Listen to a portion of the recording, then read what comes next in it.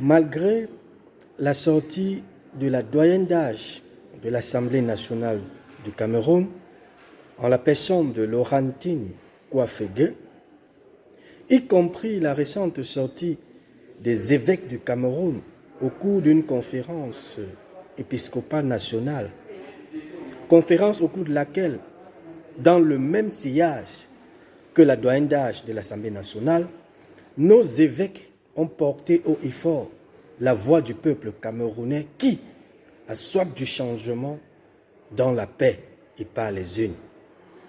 Peuple camerounais, je fais cette sortie ce jour pour donner mon avis sur 3 éléments essentiels, sur 3 faits majeurs qui ont animé notre pays ces récentes semaines, notamment la sortie des évêques dans un premier temps, également la sortie de certains leaders de partis politiques considérés comme des opposants, alors qu'étant des pions du régime au pouvoir. Et enfin, la situation actuelle de notre pays plongée dans des pourritures qui se déterminent par la présence des poubelles et des nids de poules grandissant dans notre pays, notamment dans la capitale économique Douala et dans la capitale politique Yaoundé. Les évêques ont encore levé leur voix. Il n'est donc pas superfétatoire, peuple camerounais, chers abonnés, de revenir sur certains points traités par les évêques, si ceux-là, c'est-à-dire ces points en question, peuvent néanmoins attirer l'attention de ceux qui ont encore les rênes de notre pays aux heures actuelles et qui se préparent à s'éterniser ou alors et qui ont l'intention de s'éterniser au pouvoir au mépris des lois de la République, notamment la Constitution et le Code électoral. Nous sommes aujourd'hui le 2 avril 2025. Le docteur Éric Essoussé n'a pas rendu public le fichier électoral national conformément aux dispositions prévues par l'article 80 de notre Code électoral. Nous sommes aujourd'hui le 2 avril 2025, plusieurs jours après la sortie de l'honorable Catherine Fégué, doyenne d'âge de l'honorable Laurentine Fégué, doyenne d'âge de l'Assemblée nationale. Une sortie au cours de laquelle elle a rappelé à l'ensemble des acteurs en charge de l'organisation des élections dans notre pays d'exercer leur mission dans le strict respect des lois de la République, notamment la Constitution et le Code électoral, même si, de façon directe, elle n'a pas pris la peine de lister ces différents acteurs que nous savons tous, notamment ELECAM, piloté par le docteur Éric Essoussé, qui en ce moment donné se croit au-dessus des lois de la République. Notamment le docteur Abraham Eno, président du Conseil électoral, qui en ce moment donné, en violation flagrante des dispositions prévues par le Code électoral, le plaçant comme étant celui-là qui est censé remonter les bretelles du docteur Éric Essoussé en cas de non-respect des lois de la République dans l'exercice de ses fonctions. Hélas, par contre, il est en train d'applaudir docteur Éric Essoussé dans son activité illégale. Cette activité qui vise tout simplement à assumer la fonction de président ou alors de directeur général d'Élections Cameroun en toute illégalité et dans le mépris flagrant de nos lois de la République. Ces acteurs en charge de l'élection présidentielle, notamment le Conseil constitutionnel, qui a d'ailleurs sans doute levé la voix devant l'opinion nationale et internationale, c'était pratiquement le 21 janvier 2025, au cours d'une audience au cours de laquelle le président Clément Atangana et son rapporteur ont clairement démontré qu'ils sont incapables et incompétents de mettre en application les dispositions prévues par l'article 58 de la Constitution, qui précise, je cite, « Le Conseil constitutionnel veille sur la régularité de l'élection présidentielle.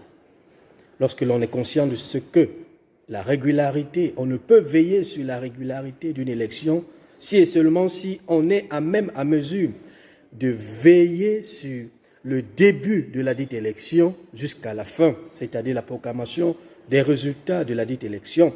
Et lorsqu'on parle du début d'une élection ici, on fait allusion à la phase d'inscription sur les listes électorales, à la publication du fichier électoral national conformément aux dispositions prévues par l'article 80 du Code électoral, qui en ce moment donné est violé.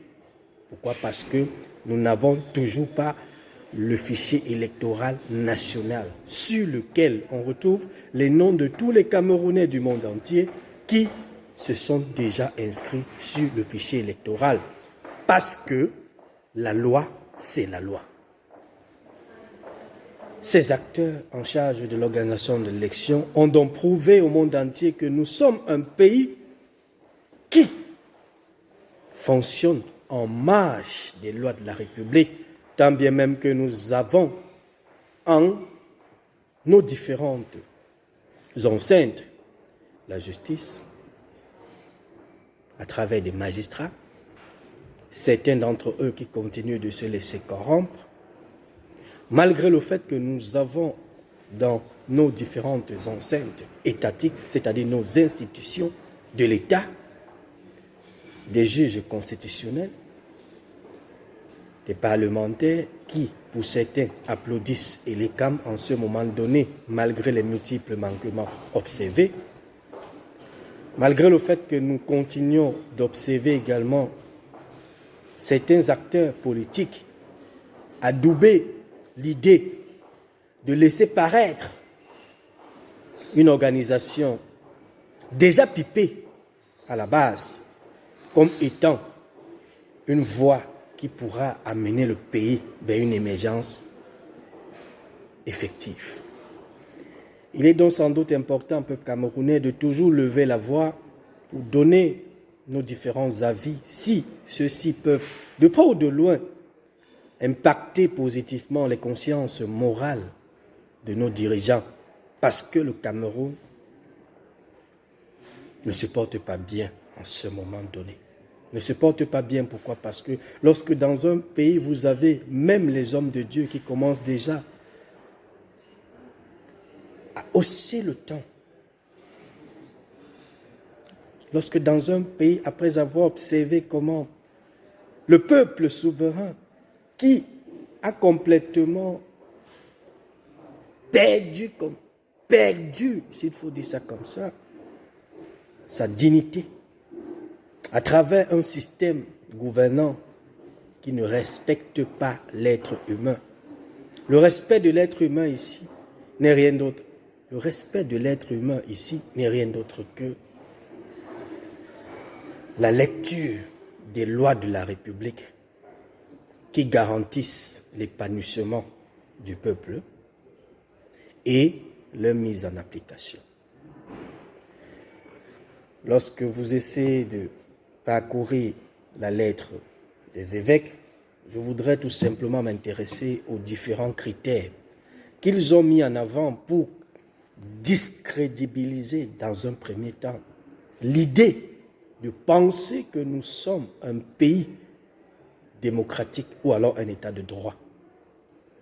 Pour discrédibiliser cette idée dans un premier temps, tout simplement en mettant en nu le RDPC et l'ensemble de ses membres, notamment les cadres et militants ou sympathisants de ce parti politique, qui est l'auteur de tous les malheurs de notre pays aux heures actuelles et qui ne cesse d'enfoncer notre pays dans l'enfer.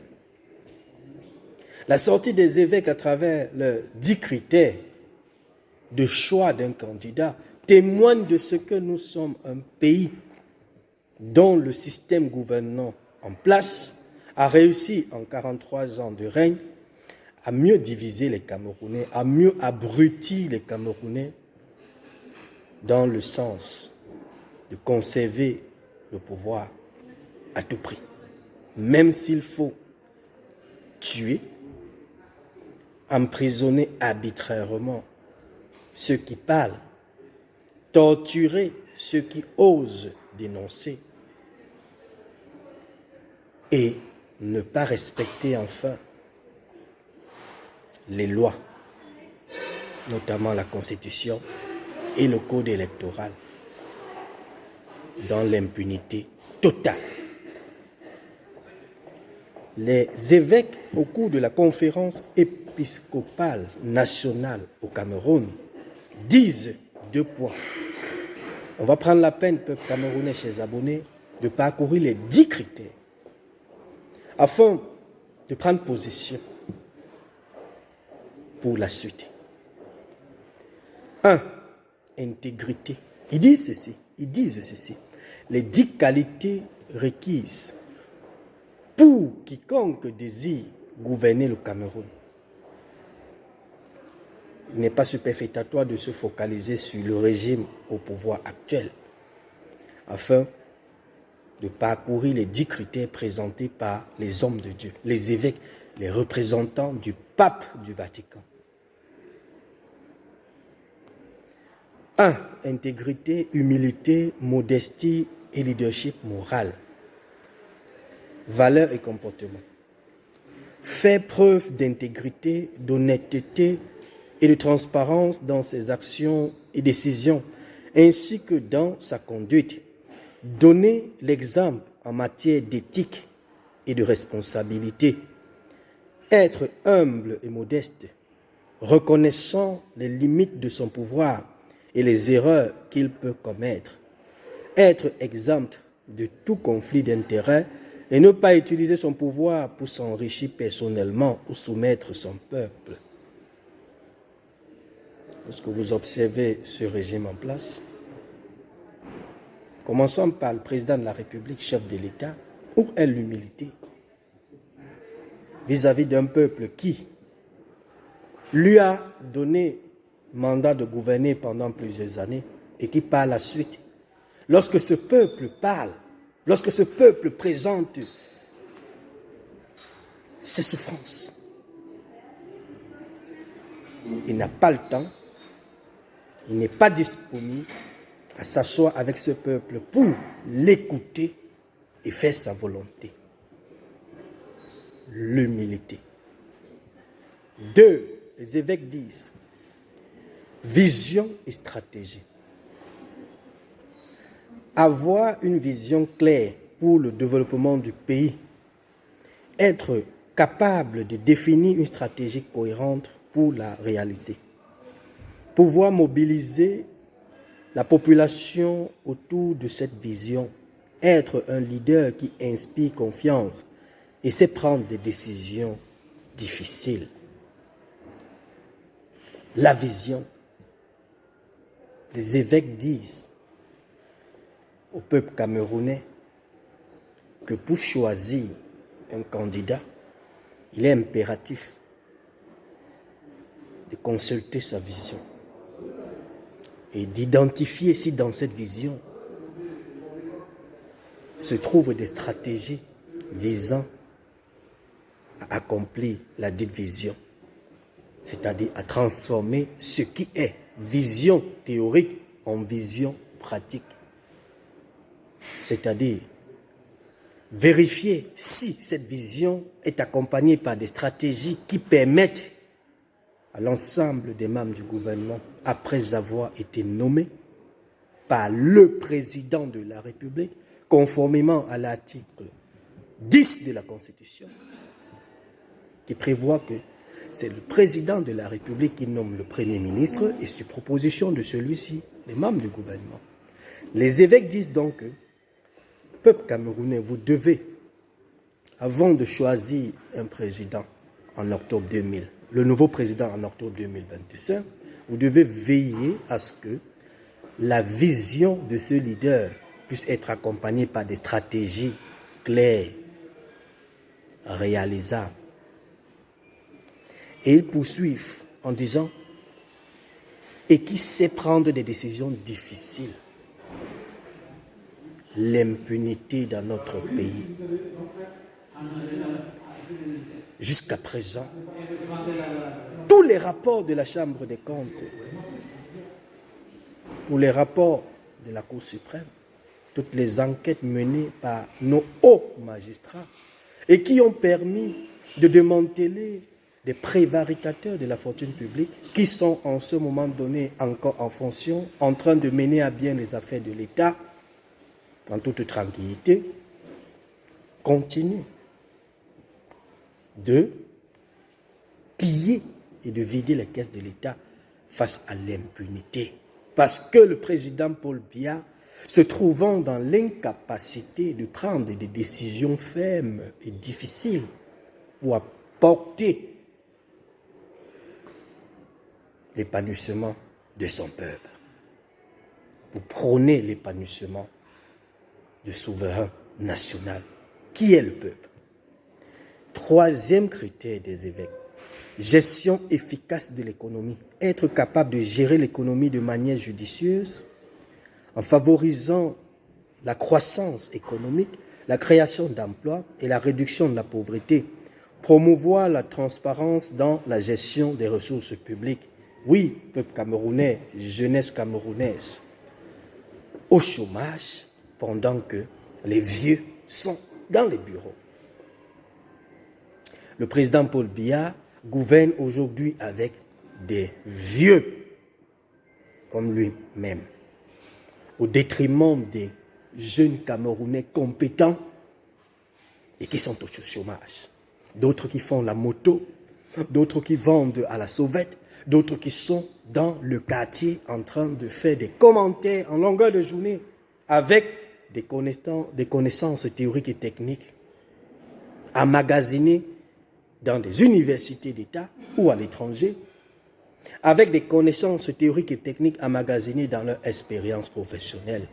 Hélas, ils sont dans des ventes emportées en train de boire les casiers de bière qui sont offerts par les ponctes du régime, qui n'attendent qu'en ce moment donné l'approche de la campagne ou l'ouverture de la campagne présidentielle pour leur donner encore de plus nombreux casiers afin d'espérer briguer un prochain mandat pour gérer le pays 7 années de plus.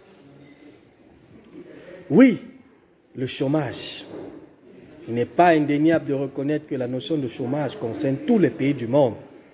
Mais le bon sens étant la chose du monde la mieux partagée, lorsque dans un pays, vous avez des personnes qui continuent d'occuper, d'accumuler des fonctions, 1, 2, 3, 4 fonctions, et qui perçoivent des rémunérations mensuelles en fonction de leurs différentes fonctions, au détriment des millions de Camerounais qui sont au chômage et qui ne perçoivent même pas 1 franc à la fin de chaque mois, il n'est pas superfétatoire de dire merci aux évêques du Cameroun d'avoir levé la voix au ciel pour implorer la bénédiction divine sur cette année 2025 dans notre pays.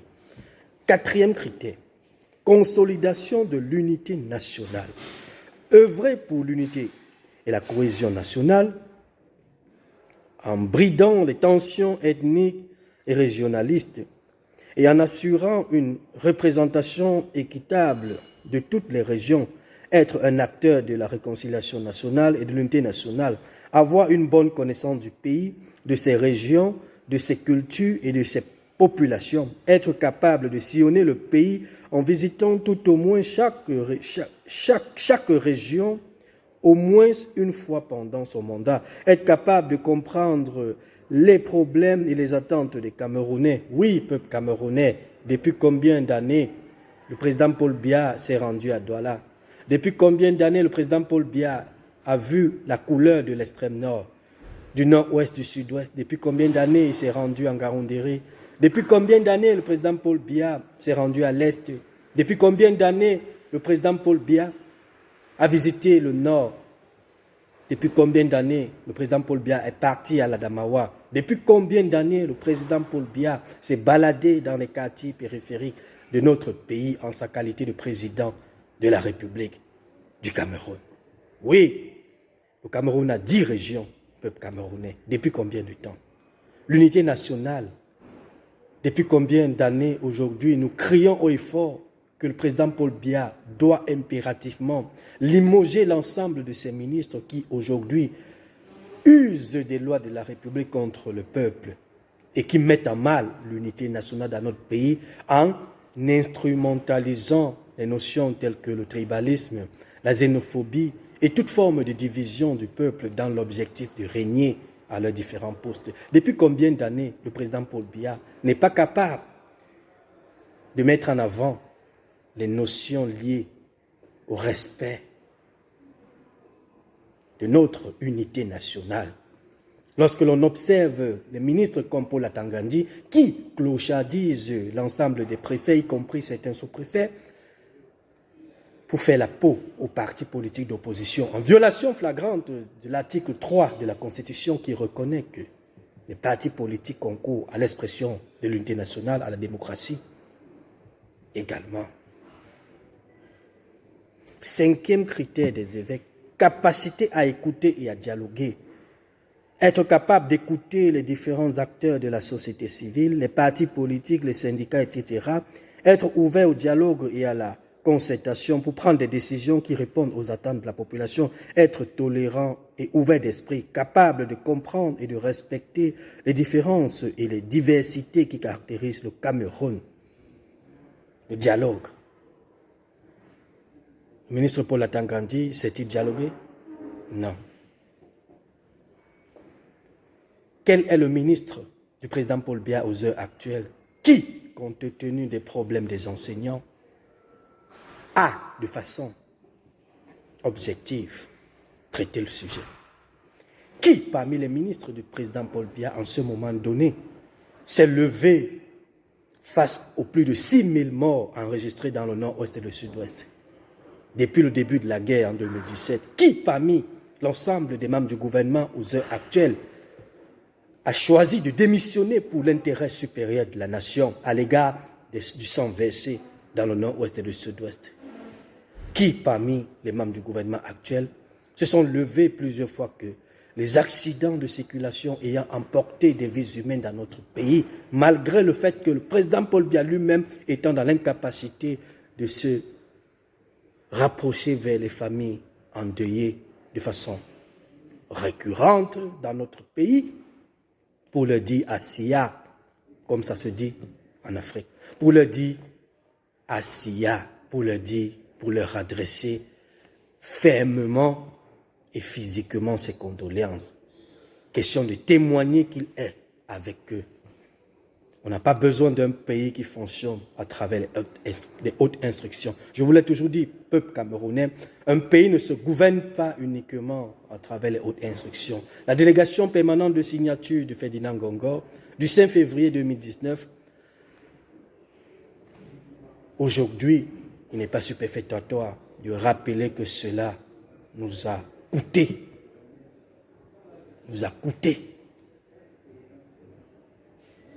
Dans le sens négatif du terme. Les magistrats sont influencés. Certains ministres ne sont même plus respectés, notamment le Premier ministre, parce que un certain Ferdinand Ngongor, se plaçant comme un super Dieu, un Dieu tout-puissant, qui, malgré le fait que son nom soit cité même dans des dossiers compliqués, qui ont contribué de près et de loin à la déstabilisation économique de notre pays. Glencore, Savannah Gate, Can Gate, Olembe Gate, et j'en passe, et qui est toujours en fonction. Et qui se pavane également avec certains ministres de la République, que ce soit du côté de Douala, tel qu'on l'a vu la dernière fois, ou alors que ce soit dans le sud, ou alors que ce soit à l'extrême nord, pour corrompre et pour acheter les consciences du peuple camerounais dans l'objectif de s'éterniser à son poste, voire de toucher le fauteuil présidentiel, certainement sans passer par les urnes. 7e critère, lutte contre la corruption. C'est de ça qu'il est question. Où est la CONAC? Que fait la CONAC? Où est le chef de l'État pour punir les noms de ceux qui sont cités dans le rapport de la Chambre des comptes, dans le rapport de la Cour suprême? Où est le chef de l'État pour constater que lors de la récente sortie de la Cour suprême, il est établi que plusieurs ministres ont présenté des rapports d'exercice de 2024 qui ne respectaient pas la vérité, qui ne respectaient pas les normes, qui ne reflétaient pas la réalité et qui sans doute ont été mis à nu de façon respective. Où est-il? Où est le président Paul Biya pour récupérer Ferdinand Gongo et le mettre en prison compte tenu de l'ensemble des éléments qui encadrent les dénonciations effectuées par des hommes sérieux, des journalistes sérieux dans la République, y compris nos juges de la Cour suprême, de la Chambre des comptes.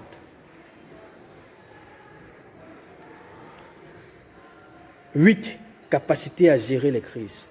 Être capable de gérer les crises et les conflits de manière efficace en prenant des dispositions rapides et appropriées pour protéger les intérêts du pays et de la population. Nous l'avons dit. Lorsque même des personnes comme Honorable Cabral Libby, que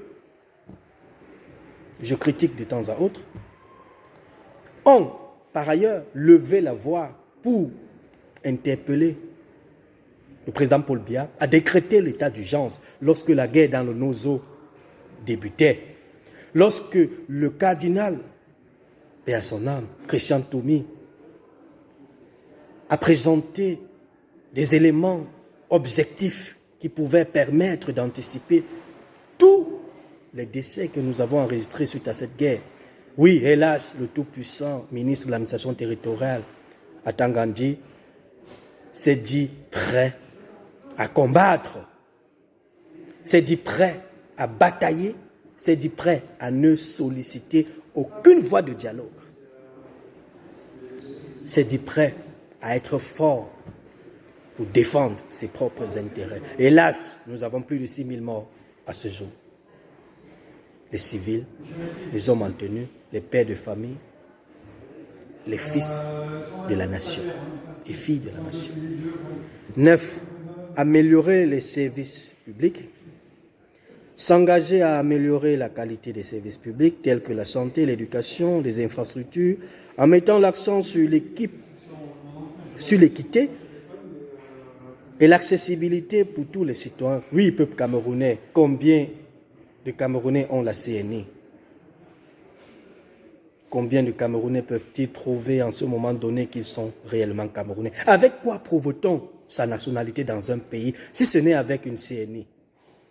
Combien de Camerounais ont déposé au niveau de la DGSN des CNI depuis longtemps et n'ont jamais eu gain de cause, n'ont jamais été servis?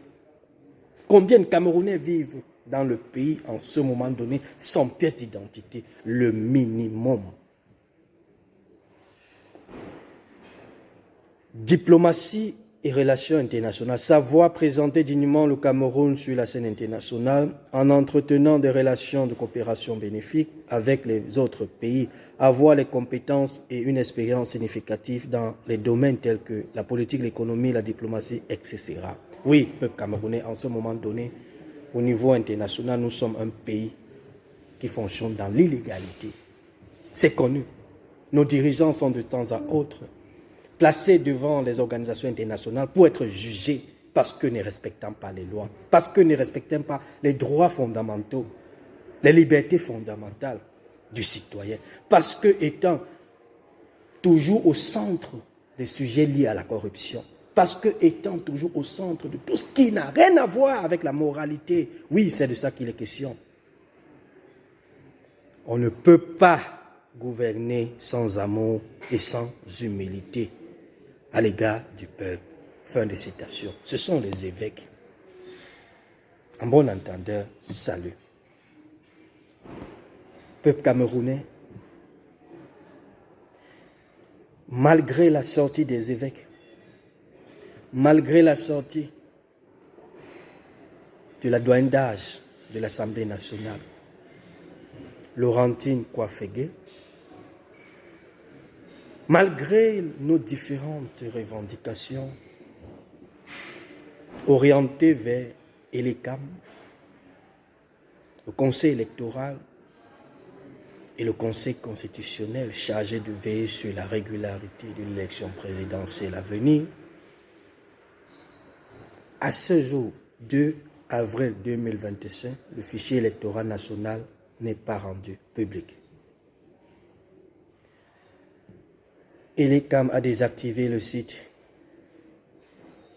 Veridos, l'entreprise technique en charge d'aider ELECAM dans tout ce qui est informatique et gestion de la biométrie, a aussi démontré aux yeux du monde qu'elle travaille en parfaite collaboration avec ELECAM pour accompagner le président Paul Biya vers une éternité au pouvoir.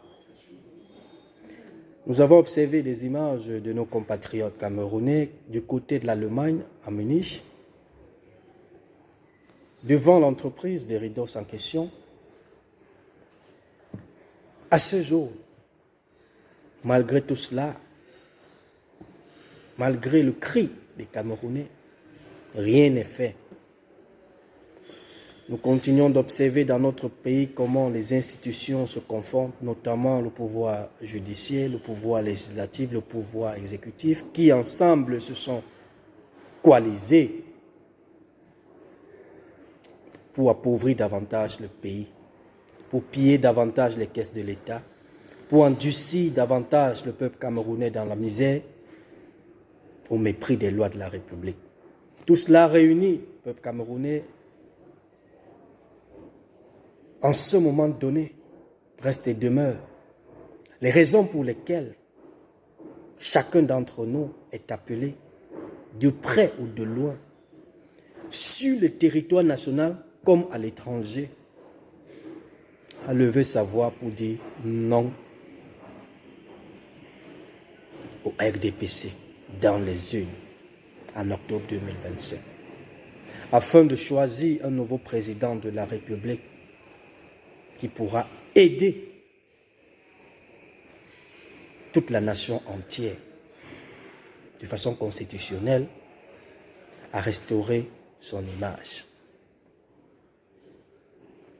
Il est sans doute important de rappeler, peuple camerounais, chers abonnés, chers compatriotes, qu'aucun pays au monde ne viendra nous sauver si ce n'est nous-mêmes. Aucun pays au monde, pour ne pas dire aucune organisation internationale, ne peut venir nous sauver. Hélas, Paul Atangandi a utilisé des imposteurs considérés comme des responsables de Transparency International pour venir aider le RDPC à frauder les résultats des urnes en 2018. Raison pour laquelle, si on peut déjà en arriver à des cas où certains étrangers peuvent être utilisés pour aggraver nos souffrances, il n'est donc pas indéniable de reconnaître, yeux dans les yeux, que l'international, qu'aucun pays étranger ne peut nous aider à nous libérer de la dictature, à nous libérer de l'imposture, à nous libérer de la malgouvernance, à nous libérer d'un pouvoir perpétuel qui n'a que enfoncé le Cameroun dans la boue en 43 ans de règne et qui en ce moment donné se bat pour fuir les responsabilités de leurs actes, pour fuir les conséquences de leurs actes parce que, étant conscients que tôt ou tard, ils paieront le prix de leurs actes. Ils paieront le prix des différentes tortures infligées au peuple camerounais de façon arbitraire.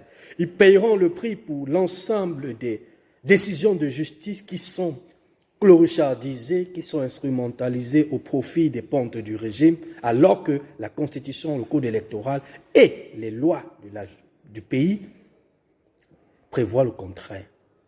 Ils paieront le prix pour l'ensemble des détournements de fonds publics mis à nu par la Chambre des comptes de la Cour suprême, par des journalistes d'investigation, par l'ensemble des autres acteurs de la société civile qui, en ce moment donné, continuent d'éclairer le peuple camerounais afin d'en empêcher que ces prévaricateurs et ces politiciens véreux de la nation ne puissent prospérer à l'égard de leurs agendas dans notre pays, surtout en cette période électorale à venir. Je suis Fernand Tek, à bientôt. Ciao, ciao.